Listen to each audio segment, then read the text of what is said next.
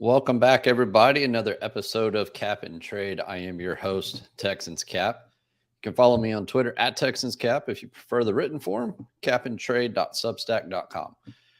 Got another jam-packed show for you tonight. Appreciate everybody hopping in. If you got any questions, comments, throw them up on the board. We'll get to as much as we can tonight, like usual. We'll get our guest on here in just about 5 seconds or so. But yeah, a lot to get to. A lot of continued news and wonderful gossip with Houston. So let's get our guest in here, Mr. Brandon K. Scott BK. Let's see here. Let me flop this over. There we go. Hey, how are you, sir? There we go. I'm in here. I'm good, man. Good to be in here with you, man. I appreciate you for having me, man. No, I appreciate the time, sir. No, it's been a while since we've had a good chat. So welcome in. A lot to get to tonight. Got news from all the way back to Monday with Nick Caserio's press conference, all the way up to today with Trey Lance and everything in between. So we'll try to get to as much as we can. And like I said, if anybody's got any questions, comments, throw them up on the board. We'll get to as much as we can. But the one thing I wanted to throw right off the top, and it was my first talking point, is just, can we just have a normal offseason with this team? Just one. That's all I asked for. And I kind of went back and did like a year by year. And so 2017 was the Dwayne Brown holdout, Bob McNair's comments. 2018 was the whole Tony Romo nonsense. And then Rick Smith steps away and the team just goes totally dark. And the rest of free agency up to draft. I think they signed one free agent that offseason. Signed Brian Gaine. 2019, Brian Gaine's fired. 2020, O'Brien is named general manager. 2021, Watson demands a trade. 2022, the whole David Coley, Lovie Smith, weird head coach search with Josh McCown. And now 2023, reports of Caserio leaving after the offseason. So I'm like, just give me one offseason. It's 7 years in a row of some kind of nonsense with this team. And whether it's self-inflicted or not, I just want one offseason. I just want to go through one offseason. It's all I ask for, BK. Nah, man. I feel like at this point, like the more you do a thing, the more that's your identity. Like I feel like this is just on brand now. You just laid it out perfectly. A number of years that we've gone now with some level of dysfunction or oddity or weirdness to be associated with the team and with the offseason. I mean, that's just on brand. That's on par for what Texans offseasons look like, man. So I feel like it's a thing, and especially the way you laid it out, it's something that we should just be used to at this point. Now, that doesn't mean that I like the level of, I don't know if I would call it dysfunction, but whatever this offseason is, that doesn't mean that you like it, that you love it, or that you're comfortable with everything. But I will say that I'm conditioned for a weird offseason, and a normal one, while it would be welcomed, would maybe at this point be weird in and of itself. It would be boring then. I think you put it right. I think we're just kind of conditioned to like have something, whether what type of severity level it may be. Every team has some kind of, whether it be dysfunction or some kind of nonsense, but it just feels like it's more amplified with Houston. And obviously, because we're here and we cover the team, it's more amplified with us, but it just feels like it's more amplified nationwide. And this latest report with Nick Caserio is just another piece of that. And I thought he was going to come out scorched earth on Monday. I really did. And he didn't quite go scorched earth in the manner that I thought he would. But he's still plain as day, said, I'm staying, I'm not going anywhere. Do you buy it? Do you think he's in it for the long haul? Yeah, well, the long haul and staying, I think, are not necessarily the same thing. I think he's definitely staying past the draft. Like, I don't think that we're going to go through the draft and then the next week, like anything like that, though, right? Like the next week, or even during, like let's call it into the summertime, that all of a sudden we're going to get some random news dump that Nick Caserio and the Texans are parting ways. Like, I don't think any of that is happening. What I do think is the case is that Nick Caserio is on a shorter timeline. I think this is kind of stating the obvious, but it is worth noting in this context is that Nick Caserio is on a shorter timeline and a shorter leash, I should say, than D'Amico Ryans. And I think that part of it is true, that sooner rather than later, you're going to have to start seeing some results. When I say you, I mean the Texans, the Right. decision makers, the McNairs, the ones that decide the fate and future of these folks. Like, you got to see more and like more actual production and results from Nick Caserio, who is now, going into several years now into his into year 3 of his tenure, whereas D'Amico Ryans was just hired in his first year and is going to have, I think, a lot more leeway. And so I think that all of that matters, especially at draft time when you start talking about picks and the moves that he's making. I mean, it's the offseason, so it's the general manager's time, right? Once they start playing, then we'll start evaluating D'Amico Ryans. But as we sit right now here, it is, spotlight is on Nick Caserio. So if you wanted to give like a 30,000-foot view of Caserio's tenure so far, I mean, whether it's good, bad, neutral, however you want to kind of put it. I mean, I have my opinion on the matter, but kind of what's your just high level view of his performance so far? Yeah, I think it's a mixed bag. I don't know if there's any other way to put it. It's a mixed bag. He's done some good things. I don't think there's any way around that. And he's done also some not so good things and some curious things at the very least. And then there are other things that it's like still to be determined whether he was to stay or to go. There are parts of the Nick Caserio tenure that are like the jury is still out. Like his first round picks, for example. The jury is still out. I like Derek Stingley Jr. and Kenyon Green. I think can be better than he was as a rookie, but the jury is still out on whether Nick Caserio did a good job at the 2022 draft in his 2 first-round picks. Like there are still some incompletes with Nick Caserio, and then there are spots to pick apart. The Marcus Cannon trade to all the way to the Brandon Cook situation. Things that you could pick apart. And nitpick. You could point to the Deshaun Watson trade as a positive. There are things that you could say in support of Nick Caserio. There are things that you could say to be critical of Nick Caserio. I think that it's still a mixed bag, but in terms of like his future, I think the time to part, if there is or was a time to part ways with Nick Caserio, it was earlier in the offseason when you parted ways with Lovie Smith, or it will be at some other date in the more so distant future than right now, as in say next year or the year after that, but it's not now. So I would say that it's a mixed bag right now, but the pressure is definitely on him. Yeah, and I'm with you there. I kind of look at it as like I'm pretty neutral on his performance so far, and maybe slightly more positive than negative, but his free agency moves have been questionable, and some of the contract moves with the restructures and just the way he approached the situation, especially the first year, was not quite what I was hoping for. But like you said, the Watson situation, he knocked that out of the park. He's got a couple of good free agent signings, managed his way well through his first draft with no first rounders. And then last year, we'll just have to kind of wait and see. But yeah, and I don't, if you're going to, like you said, if you're going to let go of a GM, you have to do it early in the offseason, like right after the regular season. At this point, there's nothing they're going to do. So we'll just have to wait and see how the draft plays out. I don't want to think or even consider or have to think that how the draft plays out could tell us Caserio's future, because we really don't know what the team values, what D'Amico and Caserio, what their board looks like. And there's a lot of speculation out there that if they don't go that they probably won't, they may not go quarterback at 2, but if they do go quarterback at 2, maybe that means ownership stepped in and pulled that lever, which is something you don't want to know that if that did happen. Yeah, I'd rather just not know it, stick my head in the sand, because that's not something I want to know. You hired these football people to run your organization, and you need to let them do their job. So, but I do think maybe the way the draft plays out might give us an indication of what the next 6 months for Nick Caserio may be.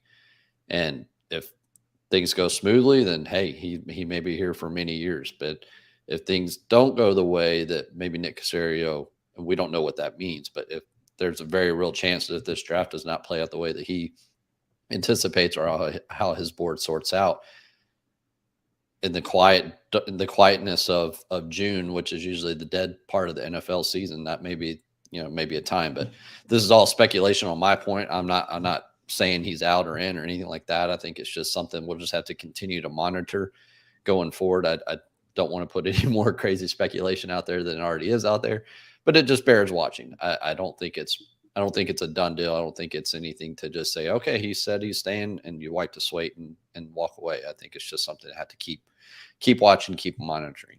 Yeah, and I would just add that, I mean, you obviously have to give this year a go. You have to figure out what this year looks like. And in a lot of ways, at least in my opinion, this year is a bit of a trial run. Like, if it goes well, kind of like what you're saying, if it goes well, and ideally it does, I think everybody wants it to, right? If you're paying attention to this show and you follow this team, you kind of, generally speaking, want it to go well. And if it does, then great. And then if it doesn't, then it's time to sort of reevaluate. So to me, it makes much more sense to give this year a go and figure out what it looks like, as opposed to just punting on it before it even gets started. Like, to me, this is the best time. I've said this on the radio. I feel like for Nick Caserio, this is the best time to be the general manager of the Texans. Like, right now, here in this moment. Yeah. With D'Amico Ryans coming in as your head coach, having the number 2 overall pick, ton of positive energy. Yeah, whether you draft a quarterback, and I will get to this, I'm sure, but I want them to. But whether you draft a quarterback, draft Will Anderson or a defensive player, or trade the pick for more picks, whatever you do with it, along with D'Amico Ryans, you got a lot of positive energy and momentum going into the season. This is the best time out of any time since he's been the general manager of the team to be the general manager of the team. Yeah. So at the very least, you should see this year out, and depending on how it goes, we'll see from there. Yeah. This is a cap and trade show. If you got any questions, comments, stuff up on the board, I've started a few of them. We'll try to get to them, sprinkle them in as we go. We are joined by Brandon K. Scott of Sports Radio 610. It's been great hearing his voice the past 3 mornings with Sean. Hopefully continues to get more airtime and maybe get to sleep in a little bit tomorrow for once. Yeah, I'm definitely doing that. Please believe that I will be sleeping in. I got my hit at 11 within the loop, so okay, I got to at least be up, reasonably by 10. Good, but I will be sleeping in. You can believe it. Yeah, no, it really enjoyed it. Listening to you, and I always love when you get to be on the air. And if you haven't subscribed to the show, make sure you do that and hit that like button. Helps out the show and continue to get better and better. So, everybody's favorite question, draft slot 1.02. What will this team do? And I think there's multiple paths. And I know I've said it for 3 weeks in a row, or 3 or 4 weeks in a row, that I feel like Carolina was all in on Stroud. And I know the markets and everything has shifted to Bryce Young. Everyone I talked to offline that I trust says it's Bryce Young. Stoots is on my side that he's still sticking with them going for Stroud. I think in the back of my mind, I've convinced myself that they're going to go with Bryce Young, but I'm still clinging hope that they'll go with Stroud.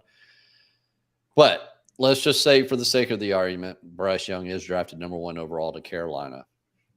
What does Houston do from there? What do I think they do, or what should they do? What do you think? Yeah, that's fair. And that's what do you think they will do? Not should, but what do you think their path is? Yeah, man, it's way easier for me to give you my opinion than to try to predict what the Texans are thinking, right? No, no, I'm gonna do it. I'm gonna do it. I'm just pointing that out, like that. I feel much stronger in, because I'm gonna give you both. All right, okay, go for it. And I feel much stronger in my opinion than I do in my prediction or feeling on what they will do. I want to say that up front, fair enough, before I even go into saying what I'm going to say. Based off of the reporting and the feeling and the vibes that I get, I think that they're going to pick Will Anderson at number 2 overall. That is the feeling that I get just based off of where we sit right now. I think they're going to pick. I think they're going to pick Will. If I had to rank them, the likelihoods. Yep. And I don't like this, okay? But this is what I'm predicting here. Yep. I think the likelihoods are number one, they draft Will Anderson at number 2 overall, because I feel like there's also a possibility that the market for the number 2 overall pick is just not nearly as robust as the market for the number 1 overall pick. And there's just not this anxiousness to go out there and get the number 2 overall pick. And they ended up being stuck with it, even though they're probably listening to offers for it. So they end up being there at number 2, having to pick the player. They don't like the quarterbacks, and they pick Will Anderson. I think that's number 1. That's most likely. Number 2, I would say that they do end up being able to trade back, and maybe it's marginal. Maybe they just trade back a spot or a couple of spots, whatever it is. I'm not exactly sure what the trade back would look like, but I would say that's the second more likely. And then the third thing that I would rank would be them taking a quarterback, and who that quarterback might be, hell if I know. I would guess it'd be CJ Stroud, but they don't even like the quarterbacks apparently. So God forbid that I'd be able to tell you which quarterback they would take, knowing damn well that they don't like none of them. So that there's what I think will happen, or my best attempt to guess. Let's get the other side of it. So what do you want to see happen? I think the smartest thing to happen, or the smartest play, would be to just draft CJ Stroud at number 2 overall. Take the best weapon available. The ones that I like the most at 12, if they're available at 12, are Bijan Robinson and Jackson Smith-Njigba. But that's just where I stand. Those are just my opinion on the players. We can have different opinions on what they should do at 12. I just think they should get a difference maker. Obviously, those are the ones that I like. And then, of course, by 33, I have no idea who's going to be available at 33. But if Quentin Johnston is there, if Jahmyr Gibbs is there, I saw a mock that had, gosh, I'm forgetting the kid that's a freak out of Georgia, but is not polished. Damn it, defense. What's Nolan. The kid's? No, there we go, Nolan. Yeah, I've seen him mocked in the second round. So like, there's a number of ways that you could go at 33. It'll be an interesting time once we get there. Yeah. So that's where I'm at. I think, and I know we'll probably get into the Trey Lance talk, but I think the smartest play for a team with the number 2 overall pick that needs a quarterback, and there are, for me, at least one quarterback that's available to you at number 2 that's worth taking at number 2. I personally think that there are 2 quarterbacks available at number 2 that they should at least be having a discussion about. Now, if they rule them out, that's fine. It's up to them. But I think there's at least 2 quarterbacks that they should be having a discussion about before they move on and start talking about doing something else and not drafting a quarterback at all at number 2. And I think that should be a conversation about CJ Stroud and Anthony Richardson. Yep. Wherever that conversation leads you, that's fine. You don't have to listen to me. Just have the conversation and go down the rabbit hole and figure that out. And I feel like at the end of it, you should land at a place that makes you feel comfortable with drafting one of those guys. That's just how I feel about it. So, yeah, I think that they should draft CJ Stroud. I think that's the smartest play. I am not against the experiment of the potential. I'd call it to be fair, a 3-year experiment with Anthony Richardson, and we'll get to this, I imagine, when we talk to Trey Lance or talk about Trey Lance. But by the end of year 3, you want to feel good about, or feel at least a way about, a quarterback, whether you're going to pick up particularly a first-round quarterback. Whether you're going to pick up their 5th-year option, or you're going to think about extending them, or if they're a franchise tag option or something like that, if that's something that you're interested in, if you can't figure out a deal, like, you want to have that answer by the end of year 3. So the opportunity to do that, I think, is right in front of them, and they should take it. Yeah, I'm pretty much with you on all that. What I think they will do, it's probably Will Anderson is probably the safer choice if they don't like the quarterbacks and they don't have any trade back options. What is your take on, and I'll get back to my stuff at 1-2, but this question kind of is going to get us off on a tangent for a minute. What is your opinion on interdivision trades, specifically with Indianapolis, if a quarterback is involved?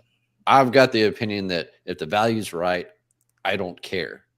And if I don't have a grade on Stroud or whoever it may be, I don't care. If I'm getting valued out that is appropriate and I go back to 4, get a future 1 out of it or whatever it may be, I don't care. But what's your take on that? It seems to be a very varying opinion out there on that. Yeah, I agree with you, because to do the deal, I feel like assumes that you are willing to miss out on the player. And I feel like if you're willing to miss out on the player or the potential of whatever player you could pick, then you're willing to also see the other team get what you're missing out on. So like you wouldn't root for your rival's success, right? So if you think that this is something that benefits your rival, okay, then I would lean against it.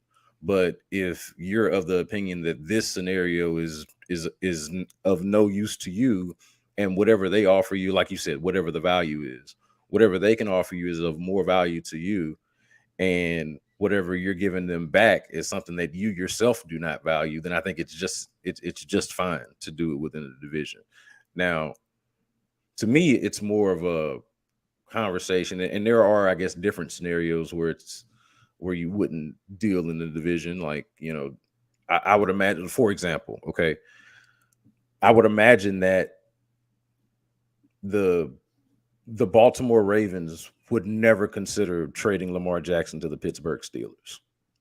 Like, even though they don't want to pay Lamar Jackson $200 million, they probably also don't want the result of Lamar Jackson being with the Pittsburgh Steelers if they're willing to pay him $200 million, if that makes sense. Yeah. But it's a little bit different in this situation. Okay.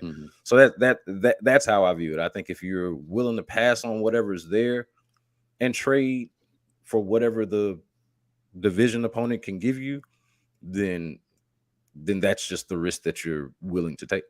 Yeah. Or should be willing to take. Yeah, I'm with you there. So, but yeah, what I want to see them do it too, and I generally don't have opinions on what I think a team should do in this kind of in this kind of area, but I just want them to trust their board, trust their evaluations, be public image, public feedback, be damned. That's what I want. I want them to just trust their board, trust their evaluations, and draft on that, and not draft for need, not draft of what ownership or anybody else wants them to do or what the fan base wants them to do. I want them to do what they feel is best. Now, I may completely disagree with what their evaluations may be, and that's probably what's going to happen if they were to say, yeah, Will Anderson, after Bryce Young, Will Anderson is our number one guy on the board at slot number 2. And we didn't receive enough value for it, so we're going to go with Will Anderson. The fan base is going to come back and probably disagree with that and go along with what you were thinking, that go with CJ Stroud. The consensus is he is the second best quarterback on the board, and go with that. So I can understand from that standpoint, but that's just what I would want to see them do. If they can trade out of that and get a little bit of value, great. But at some point, you've accumulated, you got 12 picks this year. You've got like 8 or 9, 10 picks next year, including the extra first round again. I get trading back and getting value and things like that. But at some point, you've got to start using these picks and getting elite players. No, you got to stop getting cute with it and just pick the guy and move and start building this roster out. You can shove picks out into the future as much as you want, but this team has so many holes, so many areas to address, and it's not going to happen in this year. It's going to take another year. Just pick the best player and move forward, and let's get going on this rebuild, or whatever you want to call it, and let's get going in the right direction. Sell it back to the fan base. They'll back you up when it comes training camp time. When it comes week 1, the fan base will be all on board with regardless who you go with at 2 and at 12. And dang it, let's go. But if they do go Will Anderson at 2, I think it's got to be an offensive player, like you said, whether it's Bijan, I think would be a phenomenal pick at pick 12 if they ended up going with Anderson at 2. And whatever quarterback that ends up putting on the roster, whether it's a pick trading up in the first for somebody or leaning back on what's already on the roster. But I think that would be a phenomenal path. But at some point, I think they're going to either have to take the quarterback at 2 or move up from 12 and get one, unless one just slides to them, and find their path forward with that. But go ahead. But I mean, what do you think about that though? Like, does that even make sense if you're sitting there with the opportunity to draft a quarterback at 2 and say you don't want to do it, but you're interested in maybe getting one at 12? why would you risk? Yeah. And of course, you're talking about trading up, and so you're not necessarily maybe waiting for him to fall to you at 12. Yeah. But if you have the number 2 overall pick, why would you want to do extra work to either move up from 12 to get the quarterback, or and maybe it's because you just love Will Anderson so much. Maybe that's what it is. But why would you want to do that extra work to get the quarterback, or risk the quarterback not falling to you at 12? Because I think that's the Yeah. other side of it. If you're just like, hey, well, maybe one falls to you. Well, basic math here, Cap. Mm-hmm. Between 2 and 12, there are 9 picks. Yep. There are 6 teams that could reasonably take a quarterback within those, as it stands right now, at least within those 9 picks.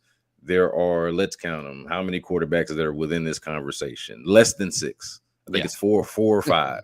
Yeah, Okay. I'm going to stick with 4, but yeah, Yeah. there's a big supply and demand issue there for Yeah. sure. So and you don't want to get cute with it. yeah. So it's very possible, and like very possible that a quarterback falls to you. But how do you know it's the one that you like?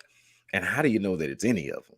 They could all be gone, you know. Yeah. And I'm not saying that they will be, but like you said, you don't want to get too cute with it. So I mean, that's my hang up with not taking the quarterback at 2, but still wanting the quarterback. To me, if you don't take a quarterback at 2, you just dead ass don't want the, excuse me, like you just don't want the quarterback. Oh, you're fine. You know what I mean? You don't want him. You don't want a quarterback, and so don't start playing around with 12. Nah, go get Bijan Robinson. Go get Jackson Smith and Jigba, or like another dude that can actually contribute to your team. Flip it, or you might have exactly. Defense. It might be a defensive guy that you really like there. Maybe Van Ness or one of those guys are there that you like at 12, and just stop screwing around. Take your quarterback at 2. Whoever's your QB2 on the board, whether it's Stroud or whether it's Levis or whether it's Richardson.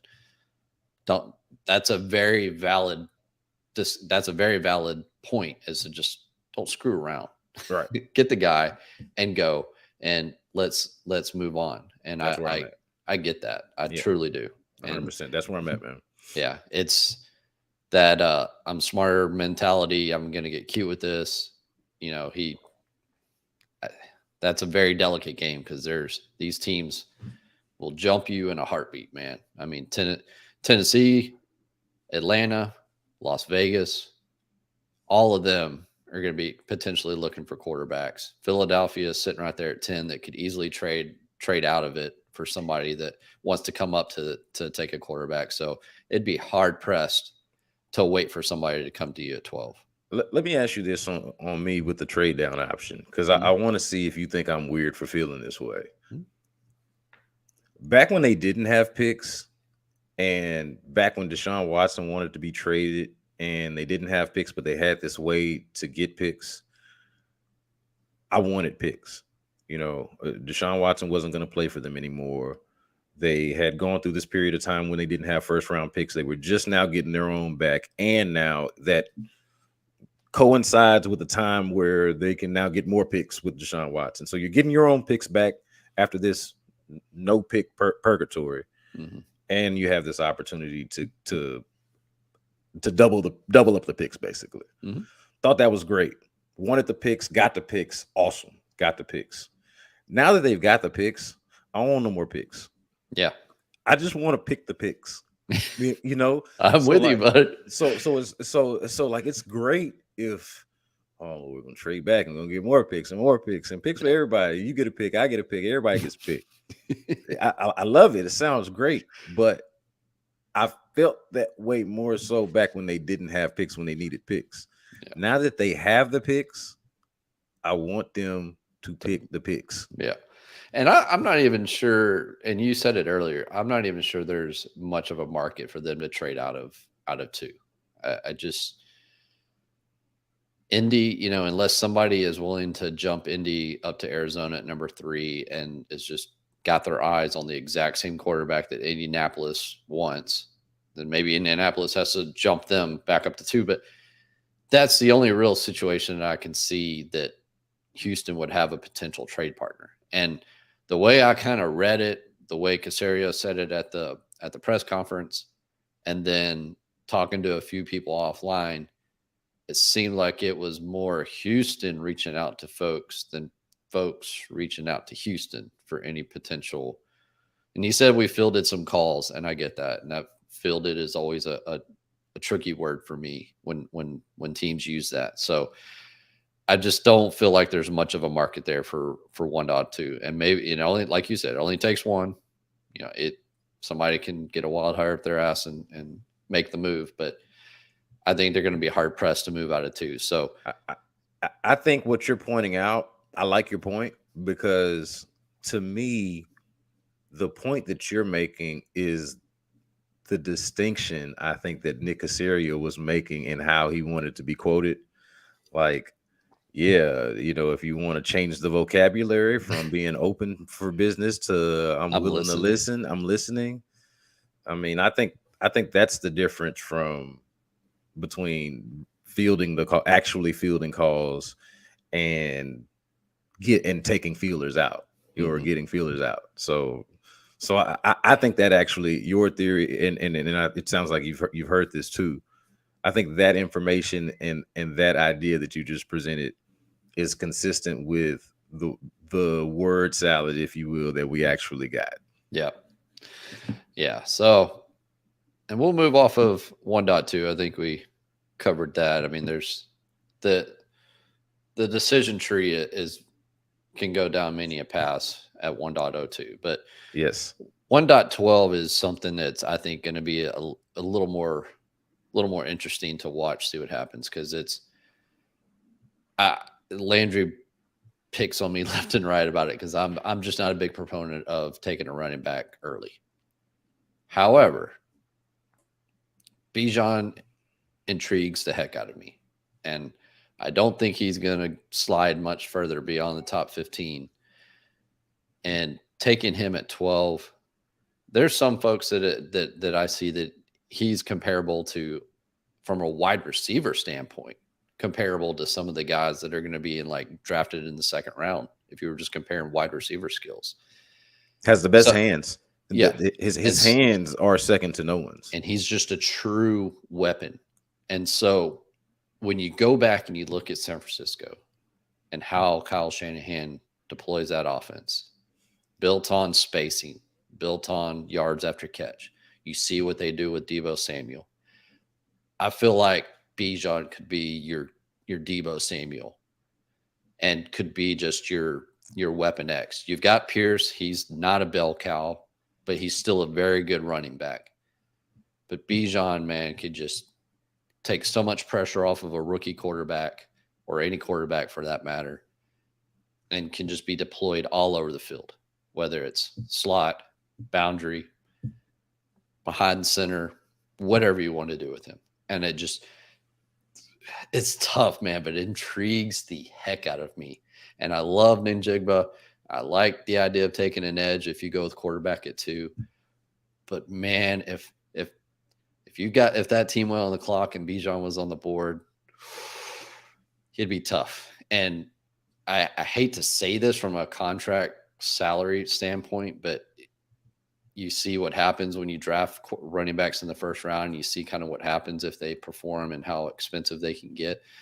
You still would have, if you count the franchise tag, you would have a good 6 years of control with that. And so, man, it would be tough to bypass that. It would be tough. Do me a favor here, because this is your specialty and expertise. I looked this up and I've made this argument on the air. I hope it's correct. And if it's not, you can correct me here, and I'll wear it if I got it wrong on the air. But I've made this point a couple of times. Okay. If Bijan Robinson, whoever they pick at 12, is the contract over the life of the rookie contract, is it not something around just under $19 million? Is that correct or incorrect?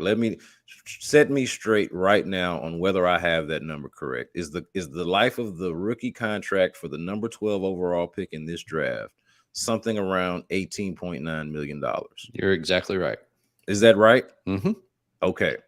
So I want to make sure we're not spreading misinformation. That is correct, right? 18.91. Yep. Bijan Robinson for $18.9 million. Mm-hmm.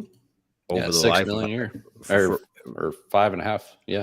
How many years are we talking about, Cap? Yeah, I mean 4 years, and then tack on a franchise tag at like $12 million, so $30 million for 5 years. At Bijan. At what point in Bijan Robinson's career is he going to come at better value than that? He's not. How are you going to get a weapon like that at better value than that? How many ways can you think of getting a weapon like that at that kind of value?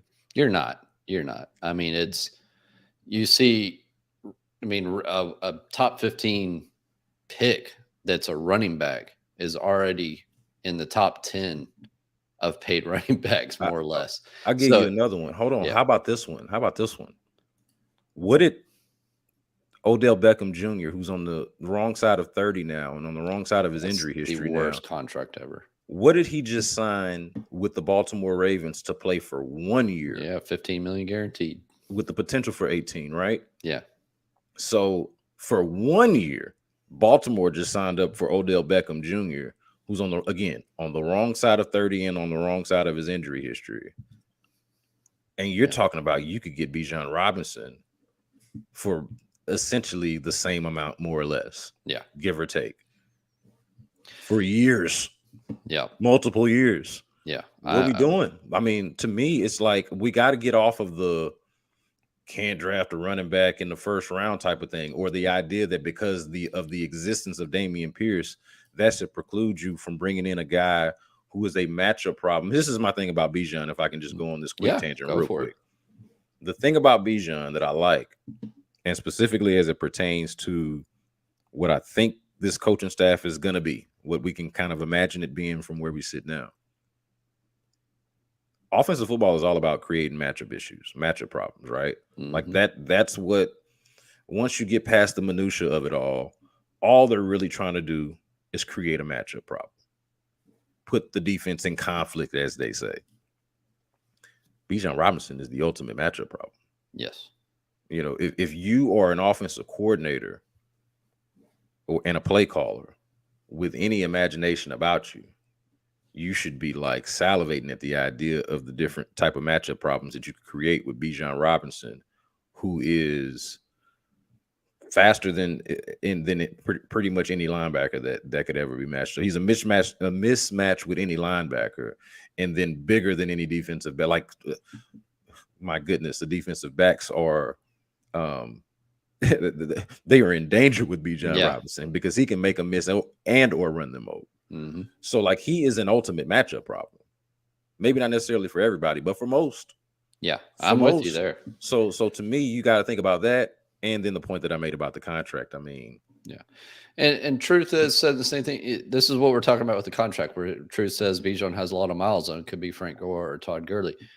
If he's Todd Gurley, that was Los Angeles's mistake, was extending Todd Gurley after 3 years in the league. Yeah. And he never even saw the New Year's of that contract before Los Angeles moved on from him. Yep. The mistake wasn't drafting him, right? It wasn't draft. He was all pro. But extending him early was the mistake. There you go. That's why I say I hate to be, a bad person about don't pay him. But you can get 4 or 5 years, like we said, at dang near $30 million total value, and see what happens after that. Yeah. And he very well could have a lot of miles on him by then. And things can change. Obviously, 5 years is a long time in an NFL player, but that's a later conversation to have, though, right? Like that's not when you're talking about whether to make the pick. That's not a conversation to have today. Yeah. The conversation that you have today is I've got him for this price over this amount of time. Yep. And then you're betting on the hope and wish and prayer that by the time you do have that conversation, it's a tough one. Yep. That you are having a conflicted conversation. Do I want to pay a running back? Well, hopefully he's that damn good to where you actually are asking that question. And then you can make that decision then. Yeah, I'm with you there. And that, like I said in the beginning, it's tough for me to stomach taking a running back that early. But to me, Bijan's not just a running back.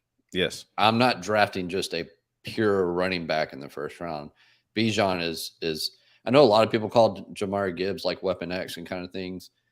I think Bijan is the ultimate weapon, and that's what I'm drafting early. Yeah. If it's Gibbs or somebody else, then second round or later, sure, no problem. Matchup problem in any context. That's what Bijan Robinson is. A matchup problem, an issue for the opposing defense in any context. Yeah. Once we get past, it's to me, it's either edge, Bijan, or Ninjigba at 12. I'm pretty dead set on one of those three, and it just kind of depends on how the edges flow. And I mean, I know there's a little talk about Tyree Wilson, and I get he's a little bit bigger. Anderson's only 250, 255, and that's a little bit on the lighter side for D'Amico and or at least what they used in San Francisco. Maybe his opinion changes here a little bit, and Wilson's of 270 plus pounds, but man, it would be tough to draft another player with an injury history after what happened with Stingley. It would just be difficult to stomach going down that path again with another first round pick. So, but I think, like you said, it's Robinson, Njigba, or an edge at that point. And then once you get to 33 and beyond, it's a wide open world, man. You can go just whatever is there, whatever's available, whether it's center, whether it's another safety, whether it's another cornerback. I mean, this team can use it pretty much all over the roster.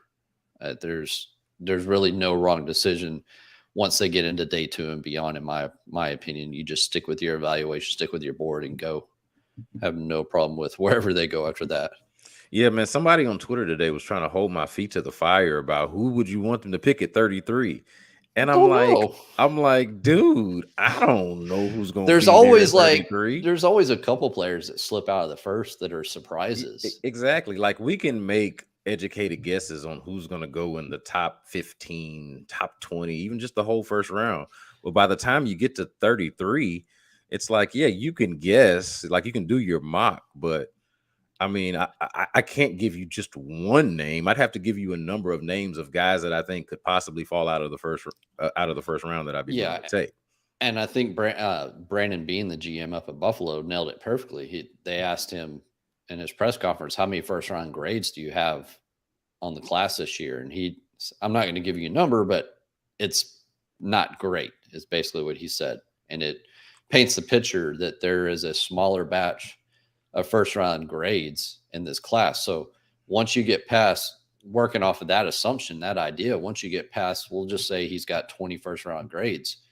Once you get past pick 20, 25, all hell could break loose. So you have no clue who's going to be there at 3. I think once they get outside of that top 18 or so, teams' boards are going to shift up drastically of where things are valued, what team needs are, things like that. So trying to peg a name at pit 33 is it's near impossible. You can look at a group of names and you can speculate, hey, if this guy fell out and was there, would love to have him. But man, to have somebody peg you into saying saying what's going on, then let's see here. Give you talking points. This is Josh. Shut up. I thought we were hitting on the talking points. Josh. We are. Are these not talking points? I got my talking points. I'm good about it. I feel like these are the talking points. Yeah. I feel like we're hitting the high notes here, man. 33 for Judy. Yeah, man. What? We'll get to Trey Lance here in a second. I just wanted to get back to this whole S2 cognitive test. Okay. And I cannot get an answer on this. So Nick pretty much made it seem like, it's just, it's not something we pay a whole lot of attention to. The Athletic reported that only 2 teams per division subscribe to it, which is Indianapolis and Tennessee. And then I've got it on good account that Houston has the S2 scores.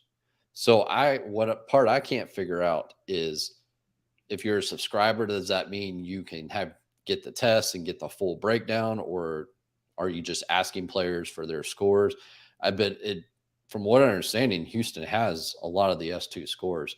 And from what my understanding is it's just another data point for them. It's not as heavily weighted in their system as maybe some other team, but it is a data point that is considered. And I find it odd that Bryce Young, Anthony Richardson, Will Levis's scores have been leaked and CJ Stroud has not been leaked.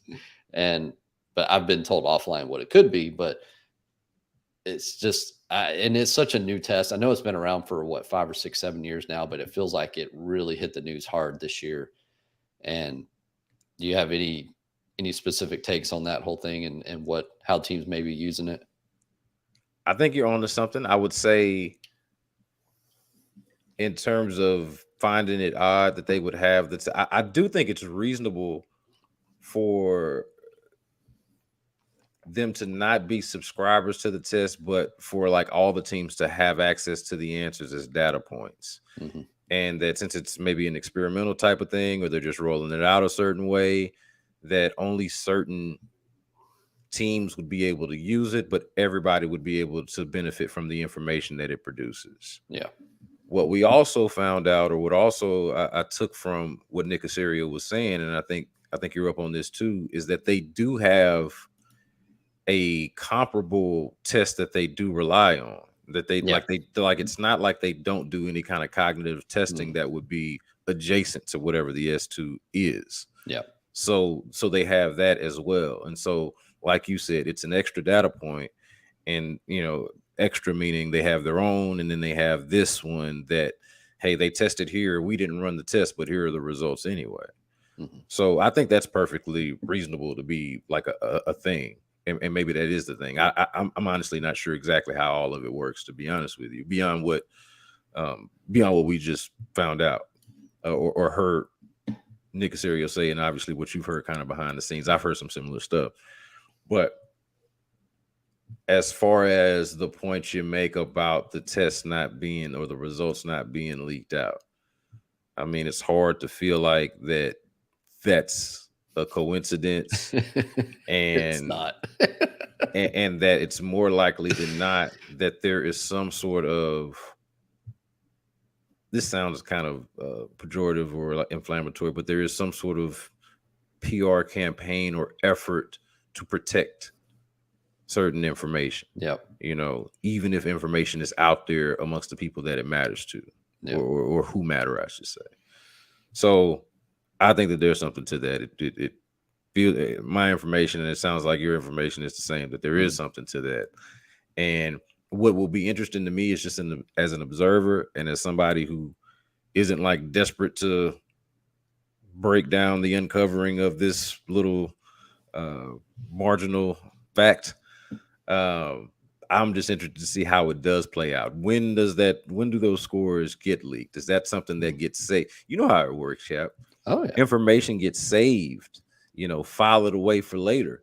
And does that information get saved for draft day, leading up to draft day? And maybe when somebody starts to fall and it's like, well, here's the reason why. Or maybe on the front end, on the pre-draft show, you start talking about it and say, hey, expect so-and-so to fall because so-and-so's cognitive scores are not up to par, or what teams would like to have when they're investing such a pick in a quarterback.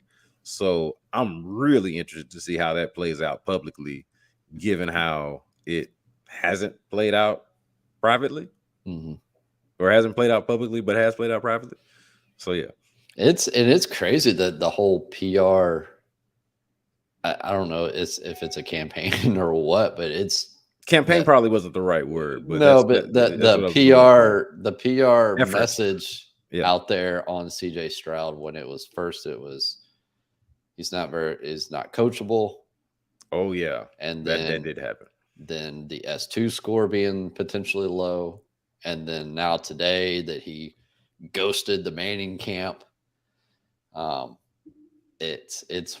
It's wild that it's just all stacking up against him, and whether it's some team out there trying to get him shoved down the board, or if it's just literally everybody has this information and they all know it and it's just coming out piece by piece, who knows? But it's just wild that it's all targeted on CJ Stroud. And what to make of it, each person can make of that of their own. It is lying season. The draft season is notorious for this kind of stuff, but you start to stack up those pieces one by one. And like I said, I told Landry a couple weeks ago, I probably would have no problem putting a bet if you were to set the over under a number of quarterbacks at 2.5 in the top 10, that I would take the under. And I do think there's a real chance that CJ Stroud may slide. Now, there may be a couple of teams in the back half of the top 10 that may perk their ears up if he slid out there, but I feel like he's the one that might potentially have the surprise slide. There's always one year, and he might be the surprise slide. But that S2 stuff is weird. I mean, it's wild that it just came to the forefront this year.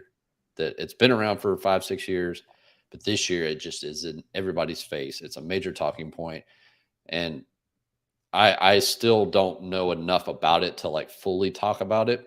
I've read the articles on what it is and how it works, and have to continue researching it. But for Houston, for the sake of this argument, it's just a data point, and they have, like you said, Brandon, they have their own kind of in-house testing process as well. There's probably something very similar as I imagine a lot of teams do.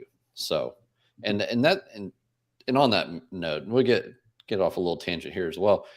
I'm very impressed with how what's called as the decision science group. How it has expanded for Houston in the past 4 years, I would guess. They were pretty light in that department for a number of years while other teams were building up. And they have really, really have grown quite a bit in the past 4 years. And it's really cool to see. And I really try to keep up with with the staff, and with, you can get the media guide and you can really dive into who's on staff, how many they have in each department, and what would be 2 or 3 people in that analytics department 4 or 5 years ago. Now it's like 8 or 9 or 10 people, and it's just continuing to grow. And I think that's a great thing for this team. And that's just something that I think goes untold for the McNairs, and how they put a lot of money into this organization, absent the roster, absent how much cash and salary cap, but into the facilities, into the staff. That decision science group is another piece of it. How it expands, they really do spend a lot of money, and I just think that's something that doesn't really get talked about a whole lot. I have a theory on that. Okay. And a reason why it probably will never get talked. I have a theory on why you just talking about it right now might be the most it ever gets talked about ever. You mentioned the last 4 years and decision science and analytics and all that. A lot of that fell under the I know purview of football operations. Yeah. And there was a certain someone who was in charge of football operations. You got to give the man a little bit of due. I'm sorry. Probably deserves more credit for that than anyone will ever be willing to give him. Yep. And because of the things that he deserves ridicule and criticism for, it feels like it matters a lot more than the thing that he deserves credit for. Mm-hmm. And so because of that, that will always be in the focus and in the forefront of the conversation. Yep. And I don't know if there's a way to kind of just credit the McNairs for spending the money, then maybe you could talk around the fact that the person that was ahead of that is someone who probably you would prefer had not been in the position that they were in. Yeah. With you there. You there. Last talking point before we get to some questions. So Trey Lance, dude, news that came out today. This makes my blood boil, man. I'm gonna try to handle this and see how we handle this, man, because this is gonna come up tomorrow when I go on in the loop. So fire away, man. What you got? I'll give my opinion on it first, and my initial tweet summed it up. Was no thank you. Okay. Not interested. I don't care if it's just a 4th rounder or whatever. Why are you not interested? I'm not either, by the way, but I want to know why you're not. He's got the injury history. He's not shown anything that can't already be seen from a rookie that the team may draft in the 1st round and reset that rookie contract timeline. He's only got 2 years left on his deal. So, and you have to make a decision by May of next year on his 5th year option. So if he plays just kind of good, but not great, then you're like, okay, now we got a serious $25 million decision to make, and which is fully guaranteed as soon as you activate it. There's just too many. And then on top of that, a team that invested that much money or that much assets, trading all those picks to go up for Trey Lance, and is willing to dump him 2 years later from arguably one of the best offensive minds in the game, who can make seemingly work with almost any quarterback not named Trey Lance. You put all that stuff together, man, that's a lot of red flags for me to take that on. And I'm much more in that mindset of pick your guy that you have the evaluation on, reset that rookie quarterback contract timeline where you get it from day one, got the next 5 years instead of 2 or 1, and we'll see. He could potentially, I don't think in the grand scheme of things, I don't know that he's that much more of an improvement over Davis Mills. I mean, he's not very accurate. Yes, he's got the legs, he can move, but that's not what this offense is going to be about. And there's not enough positives there for me to be saying, yeah, I'll take a shot at that. No, screw that, man. There's way too many red flags for me. Yeah, man. I feel like I could just copy and paste what you said and use it. If you give me permission to use, it's all yours, man. Go for it. Word for word, everything you just said, I will use it, credit you, and say this is my opinion expressed by Texans Cap, but shared by Brandon Scott. Yeah. This, like what you said to a T. And I've got a little bit different of a twist on the Shanahan element of it that you mentioned. Mm-hmm. I don't necessarily disagree with you. I just look at it a little bit differently. But let's hit on the other stuff first before we get to that. My big thing, and this has been my issue all day as I've tried to argue it on Twitter, and even from the start of it when we were doing our toss from the morning show with me and Sean in the morning to talking to Landry for In the Loop in the midday. Like this idea that Trey Lance costs less just because the pick is less is short-sighted. It neglects all of the factors that you just mentioned that to me should factor into the cost and the cost benefit analysis that you're talking about. Yes, in a vacuum, a second, third, whatever round pick it would cost to get Trey Lance is less than the number 2 overall pick.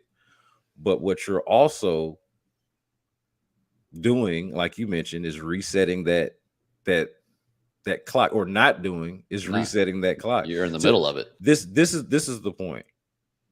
With Trey Lance, I don't feel so. Trey Lance has been in the NFL for 2 years. You sound like a lot even more down on him than I am. But I would say I don't feel much differently about Trey Lance than I did when he was drafted 2 years ago. To me, he's still whatever he was when they drafted him, a project, a undeveloped passer who is a superior athlete for the position, who with proper coaching and experience could be a really good player. That's what Trey Lance is. But he's shown I don't feel like he's been good enough in the limited action that you've seen to feel like, yeah, that's it. And I also don't feel like he's been bad enough for you to be like, oh, there's nothing there. I feel like he is just as much of a question mark in year 3 as any quarterback that you could draft at number 2 going into year 1.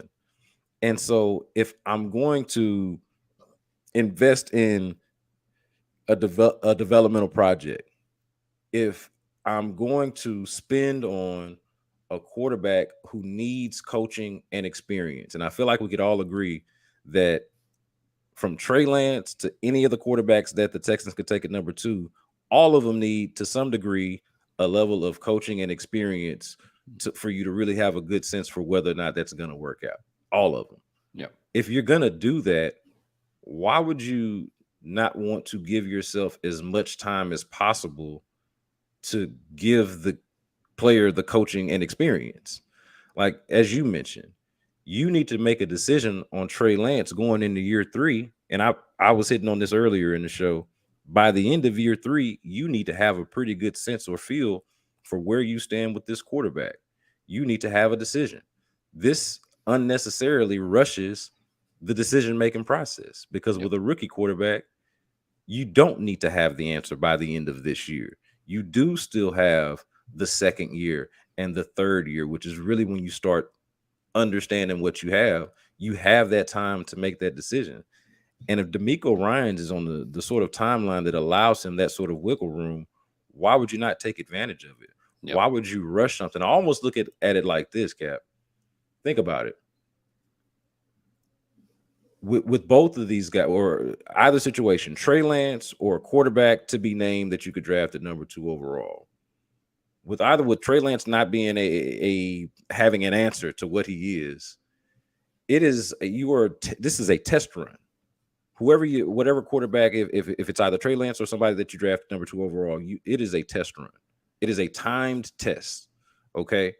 And 3 years is kind of the time. All right. That's what we're talking about. If I were to tell you that you have to pay for this time test, you don't know how long it's going to take you to finish the test, and you've got the money, you've got enough money in your pocket. You've got to purchase this test, but the test with more time is going to cost a little bit more than the test with little time. If you've got the money, the only reason to purchase the test with little time is if you don't have the money to buy the test with more time.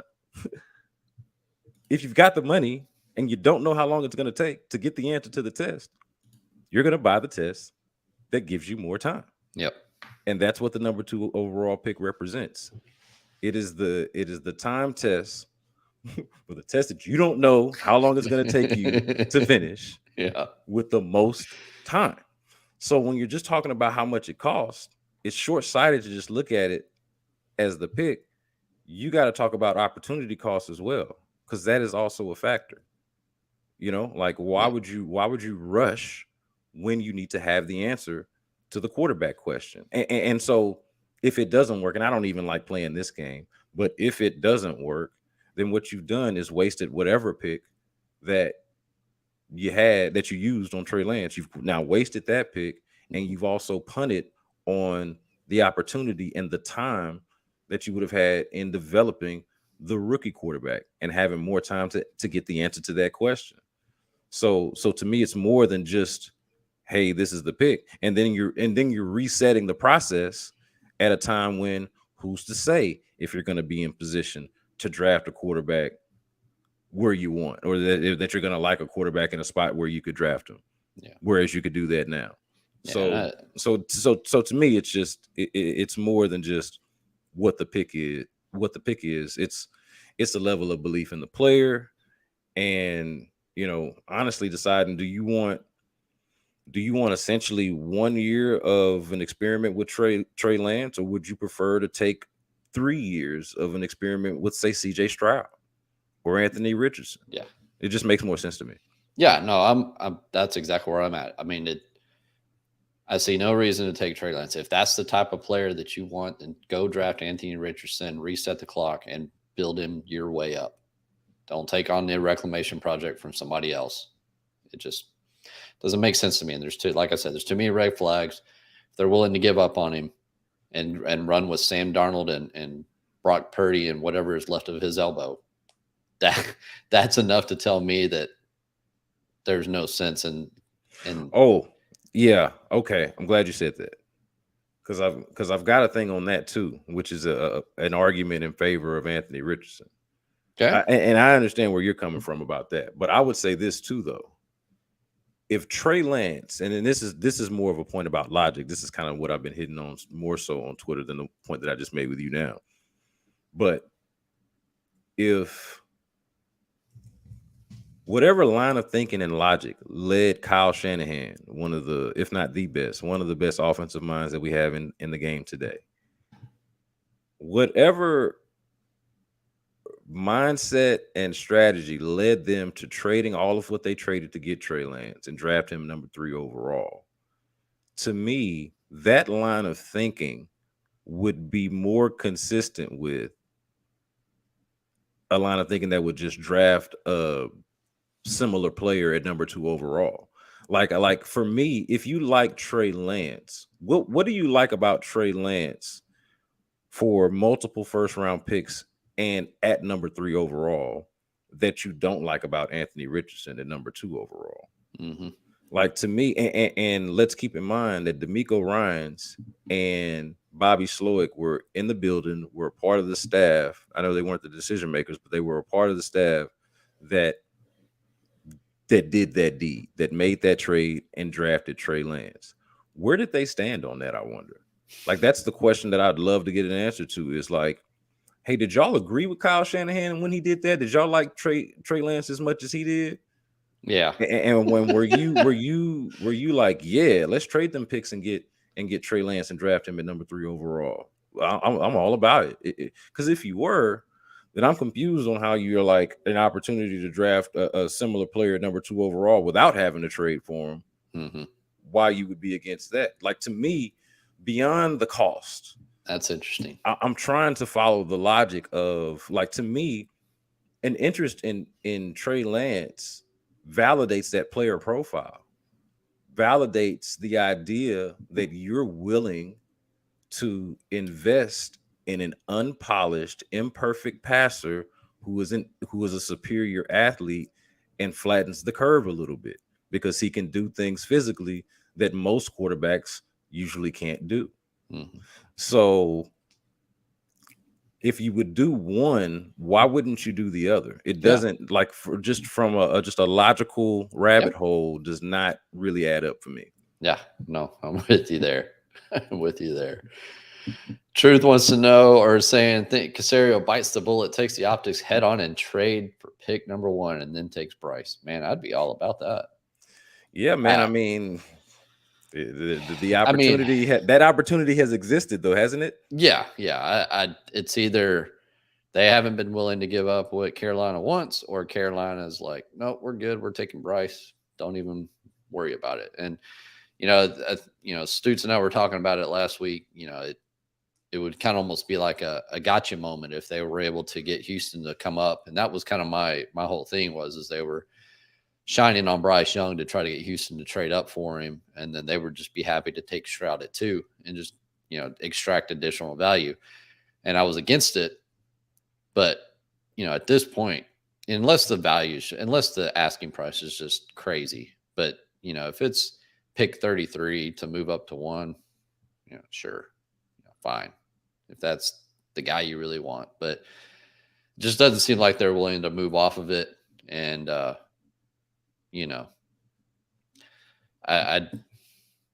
be fine with trading up, but it's nothing. I don't think Carolina's going to move off of them. I was dead set on them taking CJ, but it seems like everybody else, including the books and Vegas, all say it's Bryce Young, so it doesn't seem like that's going to change. Yeah, definitely, man. I think the opportunity was there, and it's a shame that they didn't take it, that it didn't happen. I mean, yeah, and I don't know how close things got, but it seems like they had the ammo to make it happen.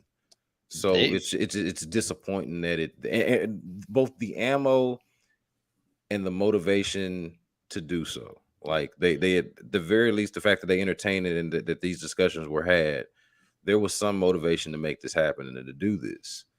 And so that it just didn't work out. They couldn't lose the game at the end of the year, and they couldn't negotiate the trade to get the number 1 pick. Yeah. So they were deep in it with Chicago. They were deep in Chicago, and that's and so they couldn't do either. So losing the game was the easy thing.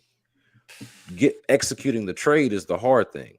They couldn't do, and I honestly, if it lands you the number 1 overall pick, who the hell cares which one it is, which route it is, if you ultimately reach that final destination, so to speak.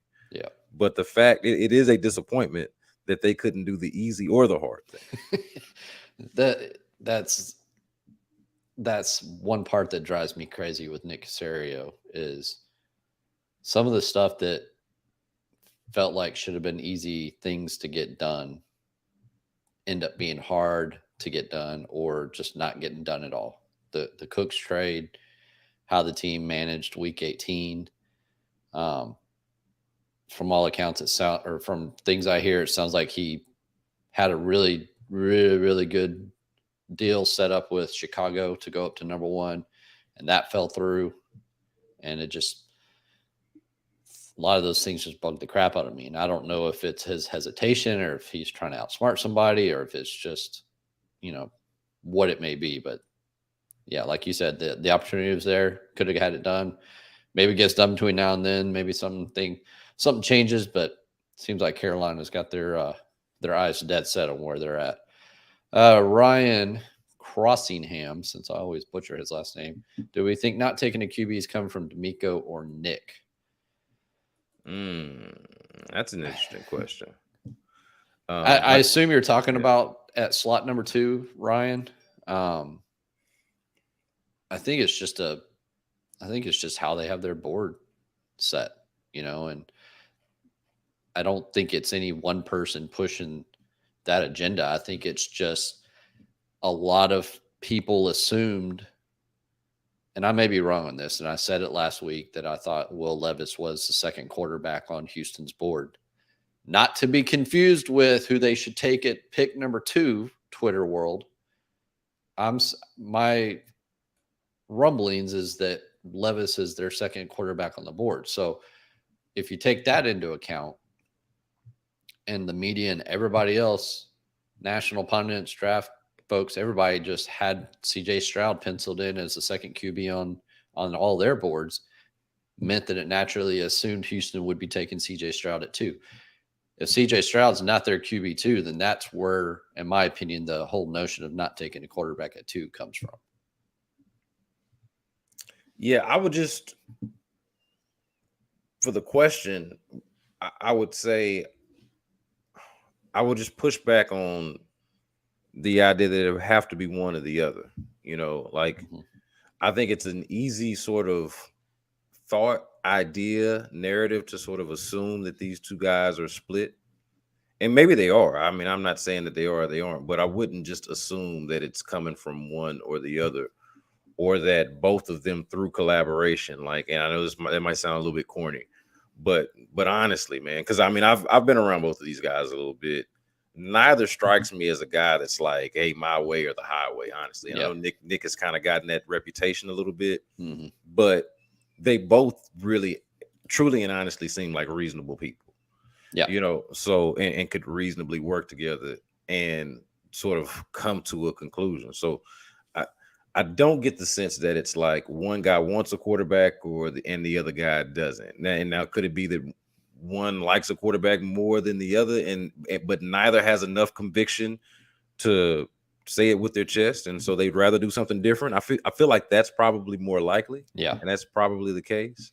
So with respect to the question, I would just push back a little bit on the assumption that it's got to be coming from one or the other per se.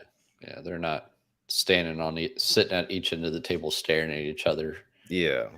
And then they are having discussions, right? And everybody doesn't think the same way exactly, but I don't think at the end of it that this is all because of, hey, one guy wants a quarterback and the other one doesn't, and so therefore they're not going to take a quarterback. I think they've come together and decided, hey, we don't love the quarterbacks, and so we're going to do something different. Sam, I had started this one earlier, and I think we kind of covered it, but when it's all said and done, do we think Texans draft CJ Stroud at 2? And it's a coin flip at this point. I mean, I believe it when you hear people like Ian Rapoport say that the Houston organization is very tight-lipped. They have been for years, dating back to Rick Smith days. It was very difficult to get a feeling for what they were looking to do. And the same is still today. And at this point, I mean, BK hears a lot of things offline. I hear a lot of things offline. It's just tough to know what's real and what's not, because a lot of it's second and third hand. There's things lost in translation. It's maybe just somebody pushing an agenda. So at the end of the day, to answer your question, Sam, I have no effing clue what's going to happen at 2. And I think it's a good time to just say that, just embrace it, man. I've seen some people are like, man, the draft talk's wearing me out. I just want the draft to get here, and I'm tired of all this. Man, just I tell Ryan this all the time. I was like, just enjoy it, man. Embrace it. Let it wash over you. Don't let it drag you down. Don't let it ruin your day. The team's going to do what they're going to want to do, and you have no say in it whatsoever. So just what's going to happen is going to happen. All we can do is sit back, watch, analyze, react, and enjoy the ride. Yeah, man. I think we covered earlier what we think they're going to do versus what we want them to do. And so, if I'm consistent with what I said earlier, I don't know. I don't think that they're going to draft CJ Stroud. If you were holding my feet to the fire. Now, do I know? Can I say for sure? Absolutely not. So if they draft CJ Stroud, would I be like super surprised? No, I think it's still in play.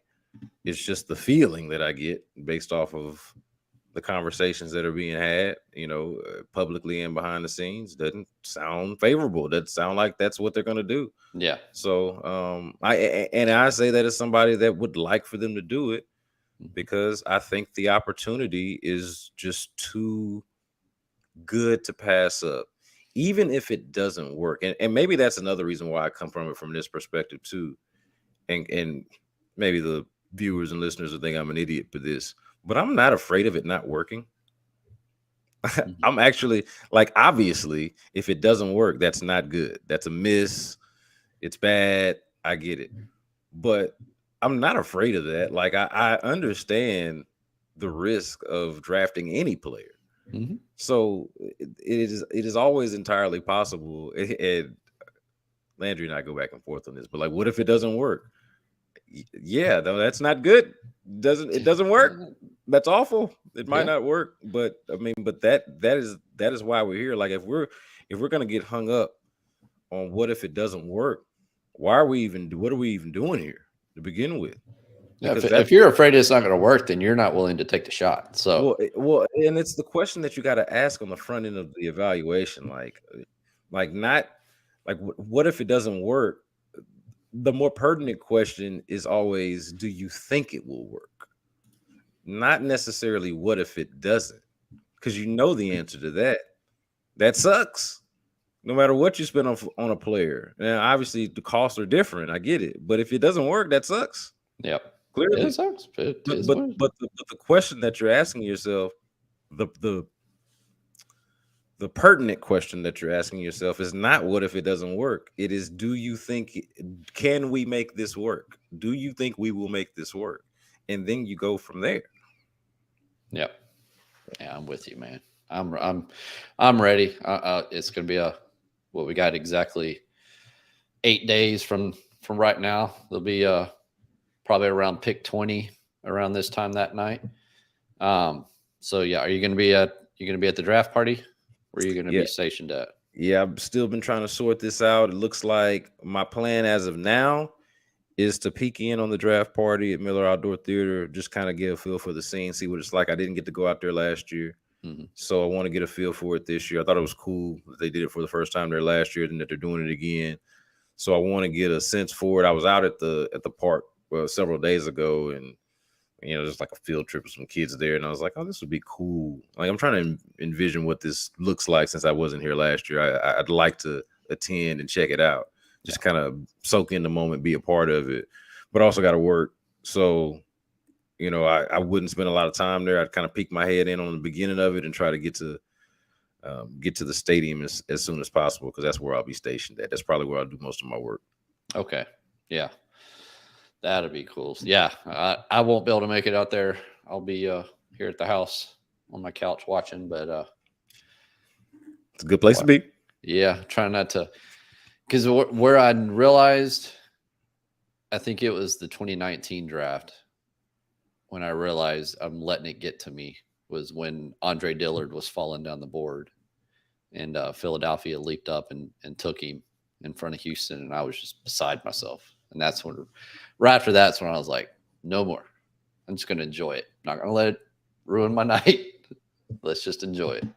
So, man, I hope you enjoy it. I hope you are able to get out there and get a taste of the energy. I'm sure it's going to be a very phenomenal energy out there at the draft party.